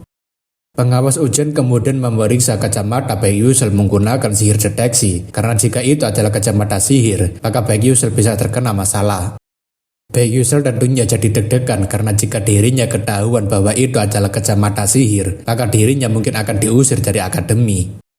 Tapi kemudian, sistem menanyakan apakah Baek Yusel ingin mengaktifkan fungsi bulbul yang hilang, dan Baek Yusel tentunya menyuruh agar sistem tetap diam karena bisa jadi dirinya akan dikeluarkan dari akademi. Pengawas ujian tampaknya terus menggunakan sihir deteksinya untuk mengetahui apakah ada sesuatu yang salah dengan kacamata tersebut. Karena pengawas ujian tidak merasakan adanya mana di dalam kacamata tersebut, pengawas mengembalikan kacamata Baek Yusel, dan Baek Yusel lega karena fungsi kacamata tersebut tidak bekerja secara otomatis. Baek Yusel kemudian mencoba fitur kacamata bulbul untuk menyimpan informasi yang ada di dalam kertas milik Ma Yusong. Melihat bagaimana kacamata bulbul bisa bekerja dengan baik, Baek Yusel benar-benar senang karena ia memutuskan untuk memilih kacamata bulbul sebagai hadiah. Baek Yusel rasa ini adalah jackpot karena ia bisa melihat jawaban penuh milik Ma Yusong dan mungkin saja ia bisa mendapatkan peringkat teratas. Baek Yusel juga senang karena dirinya sekarang akan terbebas dari kelas F yang paling rendah dan mungkin dirinya bisa naik hingga kelas A dengan meniru Ma Yusong. Namun baru saja menulis beberapa jawaban dari seluruh soal, pengawas ujian mengatakan jika waktu ujian telah berakhir, jadi semua jawaban akan dikumpulkan dan Baek Yusel tentunya sangat terkejut. Baek Yusel yang baru saja senang karena bisa terhindar dari kelas paling bawah, tentunya tak menyangka karena dirinya tak seberuntung itu. Baek Yusel tentunya benar-benar merasa sangat sial karena dirinya baru saja menjawab 3 soal, dan harapannya untuk bisa masuk ke kelas A mungkin telah sirna. Baek Yusel berpikir jika dirinya akhirnya bisa terbebas dari kelas F, tapi tampaknya hal tersebut terlalu berlebihan untuk karakter sampingan seperti Baek Yusel. Setelah mengumpulkan seluruh lembar jawaban para siswa, pengawas ujian langsung mengecek satu persatu jawaban para siswa. Namun ketika melihat salah satu jawaban seorang siswa, pengawas ujian tampaknya sangat terkejut dengan jawaban dari soal ujian tersebut. Pengawas ujian yang curiga dengan lembar jawaban Baek Yusel, tentunya dia menyuruh agar Baek Yusel segera memberikan kacamatanya padanya, dan Baek Yusel tentunya terkejut. Pengawas ujian kemudian memeriksa kembali kacamata Baek Yusel, tapi tampaknya ia tidak menemukan apapun. Pengawas ujian kemudian menyuruh salah satu murid untuk memanggil Dr. Grayan kemari untuk membantunya dan murid tersebut mengiyakan. Baek Yusel tentunya berpikir apakah dirinya ketahuan berbuat curang, padahal dirinya sudah menulis proses jawabannya dengan jelas agar tidak disangka curang. Setelah beberapa saat, Dr. Grayan yang merupakan profesor rekayasa sihir telah datang dan memeriksa kacamata Baek Yusel. Grayan mengatakan, fakta bahwa siswa ini bisa menjawab soal dengan benar memang mencurigakan, tapi ia tidak bisa bilang siswa ini curang karena ia tidak bisa merasakan sihir dari kacamata atau barang-barangnya. Grayan mengatakan jika jawaban siswa Baek Yusel pasti adalah jawaban dengan kemampuannya sendiri karena tidak ditemukan kecurangan apapun. Graham mengatakan ini sungguh menarik, tapi ia ingin agar Profesor Lee Han-wol segera meminta maaf pada siswa ini dan membimbingnya dengan baik. Lee Han-wol tentunya meminta maaf pada Baek Yusul karena sudah berprasangka buruk padanya, tapi Baek Yusul mengatakan tidak masalah karena semua orang pasti melakukan kesalahan. Dalam hati, Baek Yusul tahu bahwa dirinya telah berbuat curang, tapi ia beruntung karena tidak ketahuan dan akan menjadi gawat jika fungsi utama sebelumnya tiba-tiba aktif dengan sendirinya. Setelah ujian penempatan kelas selesai dilaksanakan, para siswa dipersilahkan untuk kembali dan menunggu hasil ujian yang akan dikeluarkan sesegera mungkin. Lee Han-wol sekarang juga sedang memeriksa lembar ujian penempatan kelas yang ia awasi bersama dengan seseorang yang mungkin saja asisten profesornya. Tapi tampaknya Lee Han-wol masih sedikit heran dengan jawaban dari Baek Yusul yang bisa menjawab pertanyaan penguji padahal nilai masuknya sangat rendah. Tak lama kemudian, seorang profesor menanyakan apakah Profesor Lee Han-wol sudah sangat sibuk. Profesor itu menanyakan apakah kertas ini adalah ujian untuk penempatan kelas angkatan baru karena ia mendengar banyak murid tahun baru yang menarik kali ini dan Lee Han-wol mengiyakan. Profesor itu tidak lain adalah anggota Dewan Tetua Akademi Stella, yaitu Profesor Edel Taimon, dan Profesor Edelta mengatakan jika ia sungguh senang dengan kabar tersebut. Lee Han-wol mengatakan memang tahun ini adalah tahun di mana para murid berbakat berkumpul dalam satu tempat. Dimulai dari keluarga paling terkenal dalam sihir apinya yaitu Hong Byon, putri dari bangsawan Ado Lebit yang berasal dari kerajaan api. Kemudian ada Jeremy Skalven yang menjadi pewaris terpilih kekaisaran Skalven di usianya yang masih 12 tahun karena mengalahkan kakaknya dalam perebutan posisi putra mahkota dengan bakat sihirnya. Lalu ada juga calon master menara sihir terhebat di seluruh dunia, yaitu Hai Wanryang, yang merupakan bagian dari Full Moon Tower. Edelda mendengar jika untuk membuat soal ujian tahun ini sangat sulit, karena banyak murid elit dari keluarga ternama, dan tahun ini pasti akan ada banyak pertanyaan menarik. Lee Han-wol tentunya senang karena tetua Dewan Akademi memuji kinerja para pengawas ujian yang membuat soal untuk memperketat persaingan. Seperti yang dikatakan Profesor Edelta, ujian penempatan kelas tahun ini menampilkan tipe pertanyaan baru dibandingkan tahun sebelumnya. 3 pertanyaan pertama merupakan bagian tersulit yang bisa dipecahkan murid-murid yang hanya belajar dengan cara biasa, tapi sebenarnya ada 3 niat terselubung di sebalik 3 pertanyaan tersebut. Pertama, soal fleksibilitas. Jika pertanyaan itu merupakan masalah yang tidak bisa dipecahkan, siswa seharusnya segera membuat keputusan untuk beralih ke soal berikutnya. Kedua, murid akan dihadapkan dengan bagaimana memecahkan masalah yang tidak muncul di dalam buku pelajaran yang telah dipelajari. Era sihir di mana teori dan menghafal menjadi pemenang telah berakhir, dan sekarang ini adalah zaman bertarung menggunakan pertimbangan cepat dan pemikiran kreatif. Akan tetapi, pertanyaan-pertanyaan ini memang tujuannya bukan untuk diselesaikan, karena faktanya 1.000 siswa lebih dari 1.140 siswa mengosongkan jawabannya. Selain mereka, murid-murid yang sengaja mengisi pertanyaan tersebut tidak ada satupun yang menjawab dengan benar. Di antara semua murid baru, hanya ada 3 orang saja yang bisa menjawab 3 pertanyaan terselubung tersebut dengan benar. Ketiga orang itu adalah Ma Yusong, anak berbakat tahun ini yang muncul bagaikan komet, tetapi asal-usulnya tidak diketahui. Kemudian ada Flame yang mendapatkan beasiswa dari kepala akademi meskipun dia adalah rakyat biasa, tapi bakatnya diakui dan kekuatannya itu mendekati Ma Yusong. Dan yang terakhir adalah Baek Yusul, siswa yang memiliki skor paling rendah dalam ujian masuk Akademi Stella. Lee Han-wol memajarkan jika Ma Yusong dan Flame bisa menyelesaikannya, tapi Baek Yusul yang memiliki skor paling rendah malah bisa menjawabnya. Terlebih dia malah tidak bisa memecahkan masalah dari pertanyaan lainnya. Profesor Edelta mengatakan ia penasaran kenapa Lee Han-wol begitu tertarik dengan skor nilai murid baru, dan Han-wol mengatakan sepertinya ada 1 murid yang memiliki skor tidak masuk akal. Profesor Edelta mengatakan masuk akal saja, lagi pula meski berbagai formula dan pemecahan tidak bisa memecahkannya, tapi pertanyaan tersebut bisa diselesaikan tanpa tahu apa-apa. Lee Han-wol menanyakan apakah anak itu sebenarnya adalah seorang jenius, tapi Edelta mengatakan mungkin saja tidak, karena anak itu mungkin kebetulan saja menjawabnya dengan benar. Edelta meminta agar Profesor Lee Han-wol tidak terlalu memikirkannya, karena mungkin saja siswa itu memiliki sesuatu yang spesial, atau mungkin keberuntungannya sangat bagus. Lee Han-wol rasa perkataan Profesor Edelta mungkin ada benarnya juga, jika Baek Yusul ini mungkin secara kebetulan bisa menjawabnya dengan benar. Lee Han-wol kemudian memeriksa latar belakang Baek Yusul yang telah terdaftar di dalam Akademi Stella dan terdapat sebuah catatan di dalamnya.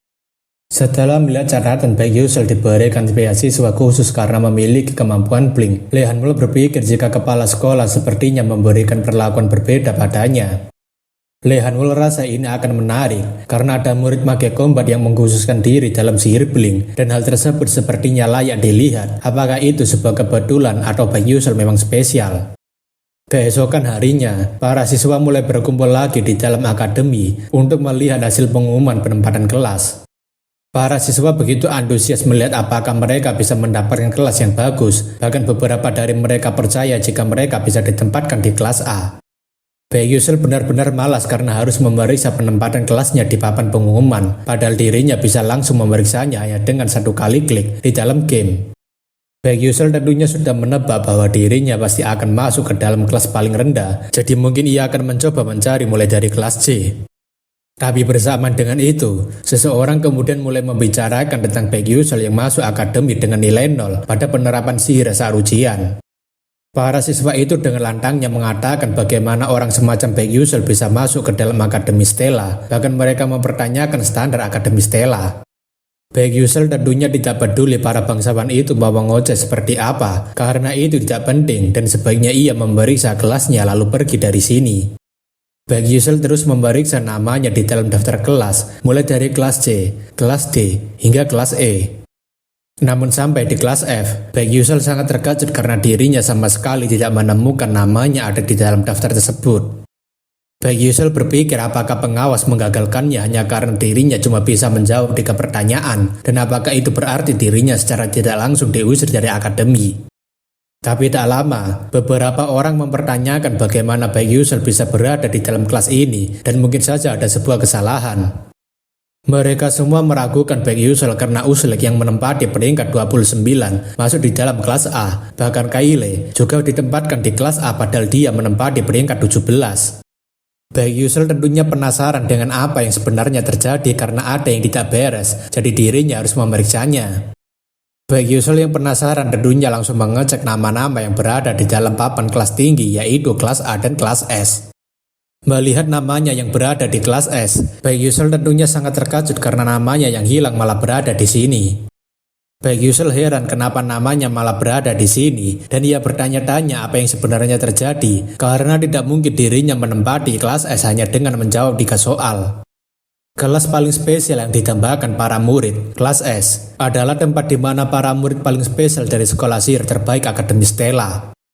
Berbeda dari kelas lainnya yang per kelasnya memiliki penyebutan kelas 1A, 1B, dan seterusnya, kelas S hanya memiliki 41 murid dan hanya ada 1 kelas. Baek Yusul yakin pasti ada sebuah kesalahan dan itu membuatnya jadi gila. Terlebih dirinya sekarang pasti akan sering bertemu dengan karakter utama di sana. Baek Yusul berpikir jika terlibat dengan protagonis cuma akan memperpendek umurnya yang sudah pendek sejak awal.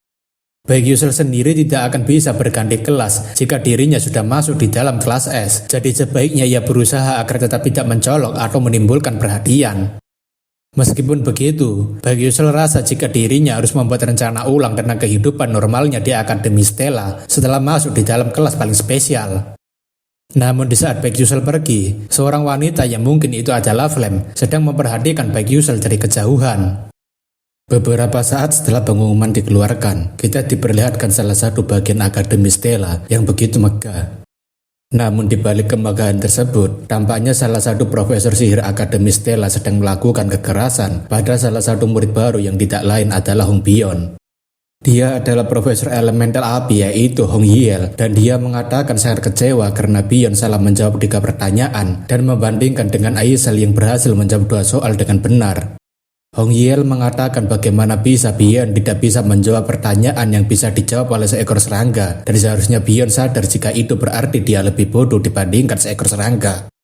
Hong Yiel mengatakan apakah Bion sudah paham dengan maksudnya barusan dan Bion dengan putus asa hanya bisa mengiyakan perkataan ibunya. Hong Yiel kemudian mengatakan agar Bion mendengarkannya bahwa seharusnya Bion tidak menjadi seseorang seperti dirinya. Hong Yiel mengatakan jika dirinya melakukan semua ini agar Bion tidak menjadi seperti dirinya yang diusir dari kerajaan dan berpegang pada posisi profesor yang bodoh ini. Hong Yil tidak ingin jika anaknya menjadi aib sepertinya dan dirinya tidak akan membiarkan Bion mempermalukan kerajaan dengan kemampuannya yang menyedihkan ini. Hong Yil terus-menerus memberikan tekanan pada Hong Bion untuk menjadi anak yang selalu menuruti perintahnya dan melampaui ekspektasinya. Selain itu, Hong Yil mengatakan jika ia ingin agar Bion menjadi keberadaan yang lebih baik dibandingkan saudarinya itu. Hong Yil kemudian sekali lagi menanyakan apakah anaknya sudah memahami semua perkataan yang ia maksud dan Hong Bion hanya bisa mengiyakan. Dalam pikirannya, Hong Bion tidak mengerti kenapa ibunya melakukan semua ini padahal ia hanya hidup sesuai dengan yang diajarkan dan memecahkan sesuai dengan yang diajarkan. Hong Bion benar-benar tidak mengerti kesalahannya di mana, sebab pertanyaan yang terdiri dari sihir yang belum pernah ia pelajari, spell yang belum pernah ia pelajari, dan formula yang belum pernah ia ketahui tiba-tiba muncul. Sambil menangis, Hong Bion bertanya kenapa ibunya begitu membencinya sampai-sampai menyiksanya seperti ini. Beralih ke ruang kelas S, di mana saat ini tampaknya pelajaran pertama akan segera dimulai dan hampir semua murid sudah berkumpul. Baek Yusil benar-benar pusing karena dirinya harus masuk sebagai anak remaja di usianya yang sekarang. Terlebih ia ditempatkan di tempat yang ramai dan sesak oleh orang-orang aneh. Namun bersama dengan itu juga, Baek Yusil mulai mendengar orang-orang yang menggosipkannya bisa masuk ke kelas S. Mereka semua heboh karena banyak orang tua yang protes sebab Baek Yusil masuk di kelas S, tapi akademi hanya memberikan jawaban jika Baek Yusil memiliki kualifikasi berada di kelas S. Baek Yusil tentunya paham karena bocah-bocah itu sudah bekerja keras sejak masih kecil dan dirinya juga akan frustasi jika peringkat bawah bisa masuk ke kelas S seperti mereka. Baek Yusil sebenarnya merasa seperti orang buangan, tapi nantinya kelas seseorang bisa berubah berdasarkan penampilan mereka setelah ujian. Bahkan di dalam kelas S, tidak ada pengecualian jika mereka bisa diturunkan kapanpun jika nilai mereka tidak memenuhi standar. Baek Yusil juga mengingat jika nantinya akan ada murid laki-laki yang naik dari kelas A menuju kelas S, tapi dirinya agak lupa siapa namanya. Namun tetap saja, Baek Yusil merasa terkesan karena dirinya bisa melihat karakter utama dalam game secara langsung, bahkan ketika dirinya sedang menjadi seorang NPC. Dalam beberapa tahun nanti, kebanyakan murid dari kelas S akan terkenal di sepenjuru dunia, dan 5 dari mereka juga memiliki kemungkinan untuk mengkhianati dunia sihir. Salah satu karakter yang termasuk dalam kemungkinan tersebut adalah murid paling overpower saat ini, yaitu Ma Yusong. Baek Yusil berharap jika film bisa menghentikan kejadian tersebut, sebab jika Ma Yusong berkhianat, maka kesulitannya akan semakin bertambah susah. Tak lama kemudian, Profesor Hanwol telah datang sambil meminta agar semua murid untuk tetap tenang karena pelajaran akan segera dimulai. Sebelum memulai kelas pertama hari ini, Hanwol mengatakan jika ia senang bertemu dengan mereka semua dan beberapa dari mereka pasti sudah pernah melihatnya. Karena beberapa siswa baru mungkin baru pertama kali bertemu dengannya, Lee Hanwol kemudian memperkenalkan dirinya sebagai wali kelas S. Semua murid tentunya sudah tidak asing dengan Profesor Lee Hanwol yang terkenal karena jumlah manusia terdemonik yang diburunya hampir mencapai 4 digit. Para murid sangat berisik karena bisa melihat seorang Magic Warrior kelas 7 secara langsung, tapi Lee Hanwol meminta agar mereka semua tetap tenang. Lee Hanwol mengatakan jika kelas S terdiri dari banyak sekali murid berbakat. Selain itu, beberapa murid yang masuk juga memiliki kemampuan yang sangat unik. Lee Hanwol memberitahu jika mereka akan belajar selama 3 tahun di Akademi Stella sebagai Magic Warrior karena pendidikan di sini berfokus untuk mendidik Magic Combat. Lee Hanwol berharap jika mereka bisa mengikuti kelas dengan baik, supaya nantinya tidak mempermalukan kelas paling elit di Akademi Stella. Selain itu, Lee Hanwol ingin agar mereka semua menunjukkan padanya upaya terbaik yang bisa mereka lakukan dalam kurun waktu 3 tahun dan membuat nama mereka terkenal. Lee Hanwol kemudian menanyakan apakah ada yang ingin ditanyakan sebelum dirinya memulai kelasnya. Karena tidak ada yang ingin bertanya, Lee Hanwol merasa jika mereka bisa segera memulai kelasnya, tapi tampaknya ada murid yang terlambat. Murid itu tidak lain adalah Hong Bion, dan tampaknya dia berusaha menyembunyikan wajah bersedihnya, tapi bekas tamparan dari ibunya masih membekas. Baek Yusil yang tahu bahwa Hong Bion adalah karakter paling rajin dan selalu mengikuti peraturan, tentunya terkejut karena dia tiba-tiba terlambat.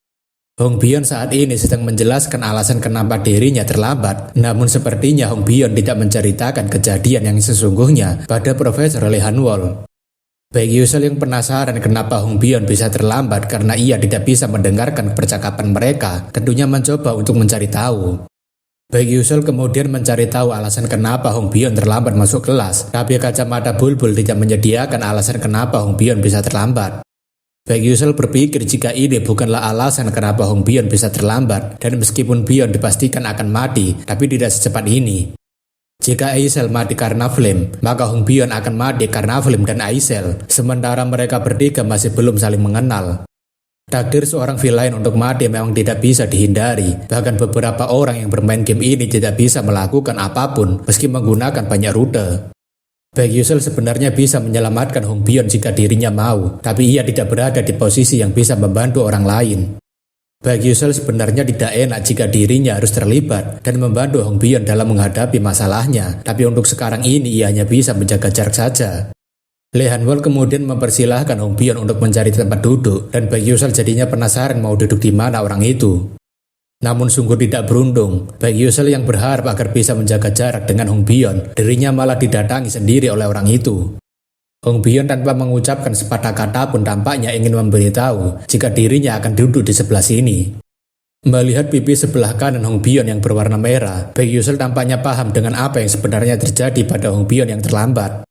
Dengan santainya, Hong Byon sekarang duduk bersebelahan dengan Baek Yusul, padahal Baek Yusul sendiri sedang berencana untuk menjaga jarak dan terhindar dari masalah. Namun sepertinya, rencana yang baru saja ia rencanakan sudah hancur, dan Baek Yusul merasa jika situasinya akan menjadi semakin rumit sejak awal. Lee Han-wol kemudian memberitahu sebelum kelasnya dimulai, mereka akan mengatur pewarisan tongkat untuk tongkat sihir yang akan para siswa gunakan sementara waktu di akademi. Karena kelas S dan kelas A akan melaksanakan upacara pewarisan tongkatnya bersamaan, maka rinciannya sendiri akan Lee Han-wol jelaskan ketika mereka sudah berkumpul. Baek Yusul sebenarnya merasa acara ini agak menyebalkan, namun jika dirinya melihatnya secara langsung bersama dengan kelas S, maka tidak ada salahnya menantikannya. Sebagai informasi, ada dua event besar yang terjadi di dalam Akademi Stella. Yang pertama adalah upacara kontra familiar yang masih akan dilaksanakan cukup lama. Satunya lagi adalah upacara pewarisan tongkat, di mana selayaknya Akademi Stella yang merupakan akademi terbaik, upacara pewarisan tongkat memiliki makna yang sama spesialnya. Setelah beberapa saat keluar dari ruangan kelas, para murid sekarang telah berpindah ke sebuah tempat untuk melakukan upacara pewarisan tongkat. Lee Han-wol menjelaskan ada tongkat sihir mulai dari kelas rendah sampai kelas tinggi yang sudah disiapkan. Jadi yang perlu para siswa lakukan hanyalah untuk mengambil tongkat sihir yang mereka suka. Lee Han-wol juga meminta agar para siswa tetap memilihnya dengan berhati-hati, sebab proses pemilihan tongkat sangatlah rumit.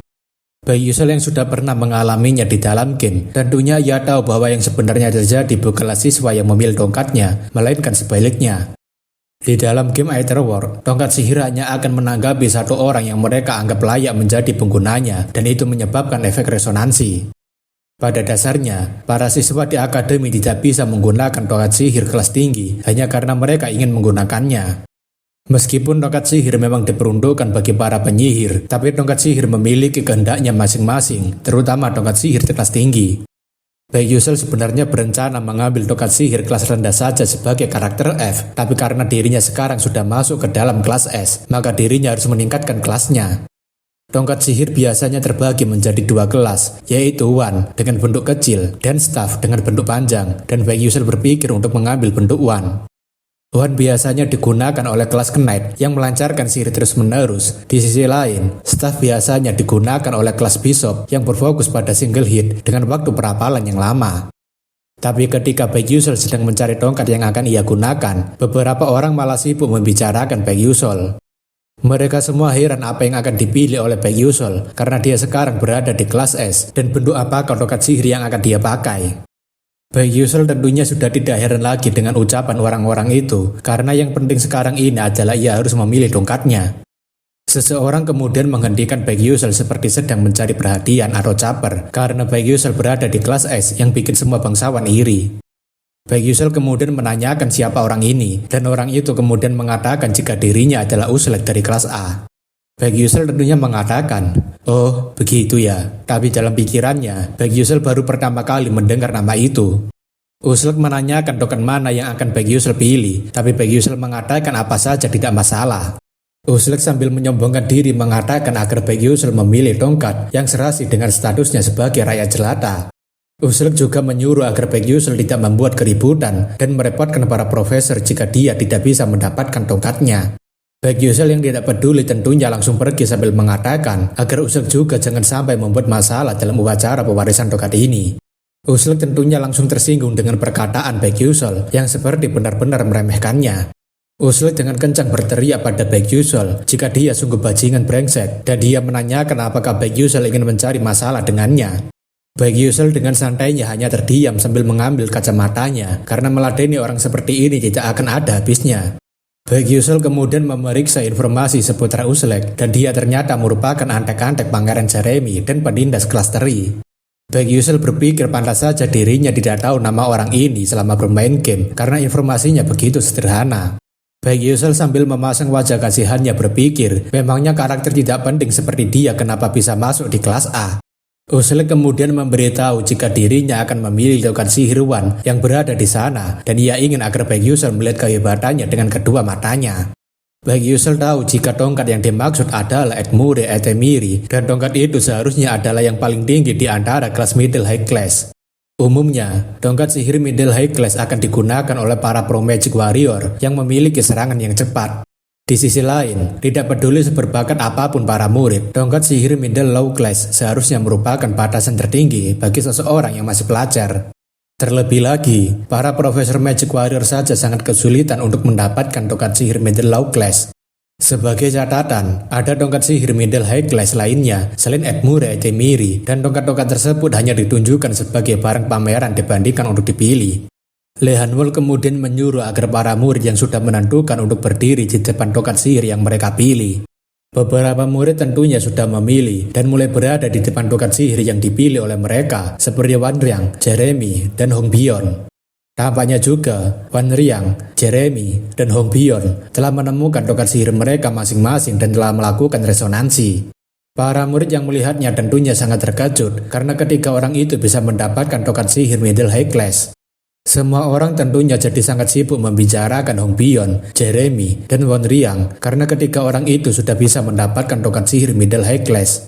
Usleg tampaknya jadi sangat tercengang sekaligus semakin iri karena ada beberapa orang yang sudah mendapatkan perhatian terlebih dulu sebelum dirinya. Sambil bergegas, Usleg langsung mengatakan jika tidak hanya mereka yang bisa dan dirinya akan menunjukkan bahwa dirinya juga bisa melakukannya. Para siswa yang melihat Usleg tiba-tiba mendatangi Edmure tentunya bertanya-tanya apakah Usleg mau mengambil tongkat tersebut. Para murid itu tentunya penasaran apakah Usleg juga bisa melakukan resonansi dengan tongkat sihir middle high class seperti ketika orang tadi. Dalam hatinya, Usleg sudah menyombongkan diri bahwa dirinya juga bisa melakukan sesuatu seperti para murid kelas S yang sesungguhnya. Usleg dengan percaya dirinya langsung memegangi tongkat Edmure dan mencoba beresonansi dengan tongkat sihir tersebut. Seketika itu, sebuah kilauan cahaya muncul seperti ketika Hong Bion melakukan resonansi, tapi warnanya agak berbeda. Tentu saja, Baek Yusul sudah menduga bahwa Usleg tidak akan mampu untuk beresonansi dengan Edmure karena tongkat sihir itu sudah menentukan pilihannya sendiri. Usleg yang gagal melakukan resonansi dengan Edmure tampaknya terkena serangan yang sangat merusak sampai tubuhnya tidak bisa digerakkan lagi. Para murid yang melihat Usleg terluka parah tentunya langsung meminta untuk memanggilkan profesor karena Usleg mengalami luka parah. Para murid yang melihat bagaimana dampaknya mencoba melakukan resonansi dengan tongkat sihir middle high class tentunya berpikir jika hal seperti itu rasanya cukup mustahil. Dalam hati, Baek Yusul berpikir agar mereka menyerah saja untuk mendapatkan Edmure sebab sedari awal pemilik dari tongkat sihir Edmure sudah diputuskan. Sesuai dengan alur cerita dalam gamenya, pemilik dari tongkat sihir kelas menengah atas ini adalah Ma Yusong, sang jenius yang selalu merasa kebosanan.